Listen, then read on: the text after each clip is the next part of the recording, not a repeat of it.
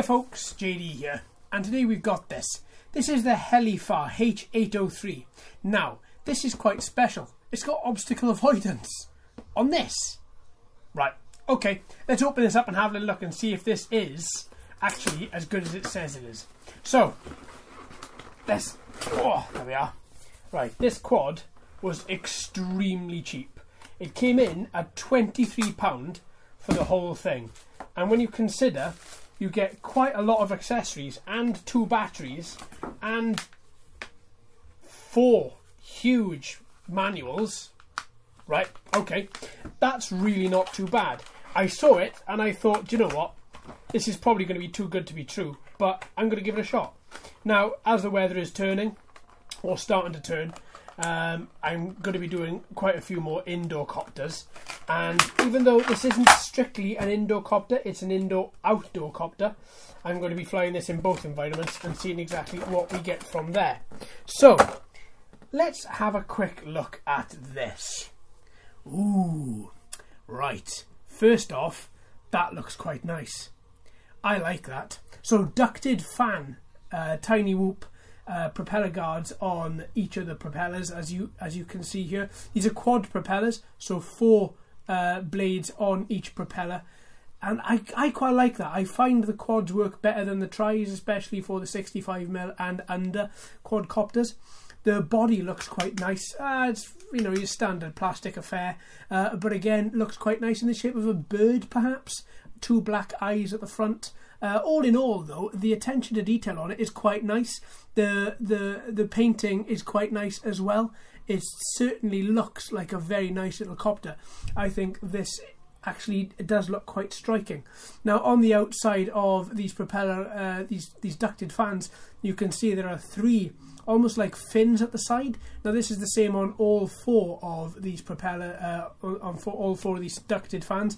Apart from the front point shallow to deep, and the back you've got deep to shallow. So maybe that is for flight, maybe it's for extra stability. We'll have a look and see, because I've not had one with this affair on the side here. Now, if we turn this over, this is what we have. 1 battery is already in there. This battery is a 3.7 volt 330 milliamp hour battery. Gives you 7 minutes of flight after a charge of 50 minutes. Also, the control distance of this is 50 meters as well, so keep it quite close to you. Now, you can see we have an LED on the back and we have an LED on the front. Now, the collision avoidance is actually... Now, let me just plug this in so I can get this right. Now, we've either got 4 LEDs on it. Right, we've got... There we go. Right, that's the collision avoidance then. Right there. So we've got 2 LEDs on the front and on the back. And then we've got... on the side here, see, we've got these little modules at the side here as well. Now, they are the collision avoidance systems. This really does blow my mind quite a bit. So hopefully, as it comes towards something, if it senses up to a distance of 10 meters, it should be able to move. Now, this particular collision avoidance system is run by infrared. So what I find with infrared, and what you're going to get with infrared, is the closer you come to something, the more responsive it's going to be. So I wouldn't be jamming this flat out into a wall just to hope it turns round. You are going to have to move it in slowly to test it and see whether or not it does propel back. Now, what I'm hoping happens is as it gets closer, it starts to move the opposite direction. Now, that we're going to have to wait till the flight test to see exactly how that happens. But also, if you look on the bottom here, you've got your 4 landing sprigs, which are on your motor housings as usual. But you've also got these 2 little modules at the bottom here as well. Now, one of them, the cap has fallen off, and you can see on the inside there is like a little sensor in there as well. And there's also one on the outside here, just there. So I'm hoping they're also sensors as well. But I'm hoping the sensors aren't too sensitive, which means it might be a bit of a nightmare to land. All in all, this thing is jammed full of sensors. You can see from, if I take this battery out, you can see just how well built the body of this quadcopter is. Look at that. If I can just angle this light a little bit better here so you can see. Look how well built that body is. Look how rugged it looks. And it is. It's made of a much thicker plastic than the actual body of the quadcopter. All in all, that looks really quite nice. Now, its weight. It's not a very weighty bird. It is a lot heavier than some of the other tiny whoops that we've looked at, especially in this particular classification. Now, with battery, its flying weight is 29 grams. So that's not very heavy. It's it's extremely light, not very heavy. If you are going to fly this outside, once again, folks, no wind at all. It has to be an extremely still day. I would actually recommend that you do this indoors first to get a grip of what the quadcopter is like. But so far, I'm quite intrigued.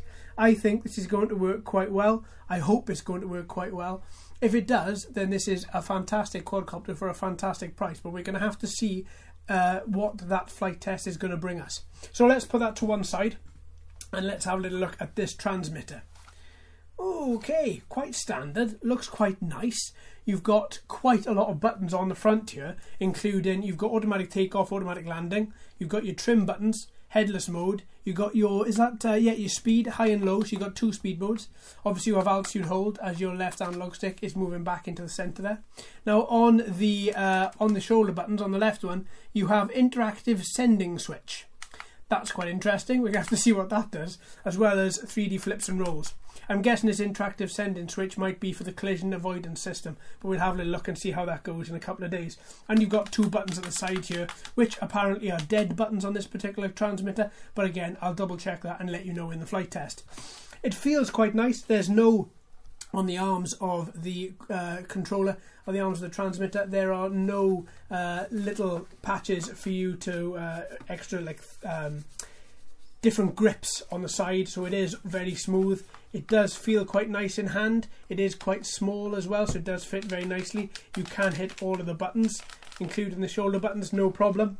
The on and off button is on the underneath. We've seen this quite a lot with a lot of nanocopters and a lot of nanocopter transmitters. On the back you have a little battery bay door. Now we get a screwdriver in with this pack, so what I'm going to do is I'm just going to pop this off and see what batteries this takes. I'm guessing this takes AAA's. This is what I'm thinking, but oh, come on, there we go. So inside here, my friends, yep, 3 AAA batteries in there. This transmitter does not allow USB charging of any way, shape or form, so you have got to ensure the batteries that go in there are sharpboard or fully charged. Right, there we are. Let's put that screw to one side. I'm not going to need that again. Right, all in all though, I quite like that. It's quite plasticky, but still, as long as it works, that's my usual motto. As long as these work, I don't care how they feel.